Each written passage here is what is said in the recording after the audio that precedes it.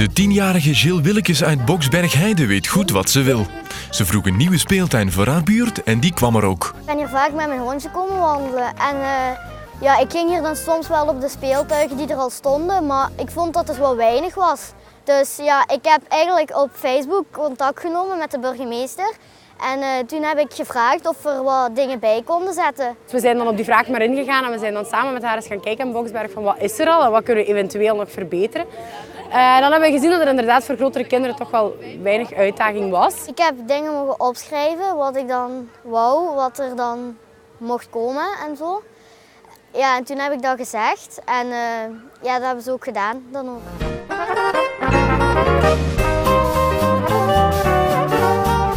De nieuwe speeltuigen voor de heuvel passen ook perfect in het project Spelen en Ravotten in Limburg, waar Genk pilootgemeente van is. Het project is om kinderen terug meer in het groen te laten spelen. Spelen is eigenlijk meer dan alleen toestellen neerzetten en kinderen daar een beetje op laten spelen.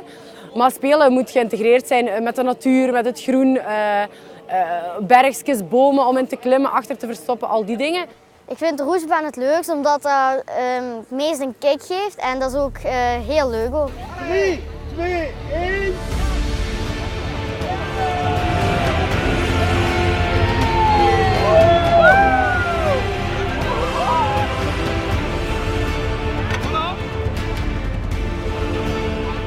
Het is goed gekeurd, schepen. Ja, het is in orde. Ik denk dat kinderen de beste zijn om te weten wat leuk is om te spelen. Wie zijn wij als volwassenen om daar een denkpiste in te hebben? Eigenlijk zijn kinderen degene die zouden moeten kunnen meedenken van hoe ze spelen. Eigenlijk moet je op je knieën gaan zitten om eens te kijken hoe zien kinderen dat allemaal. Dus daarom vinden we het zeker heel positief dat dat van een 10-jarige komt.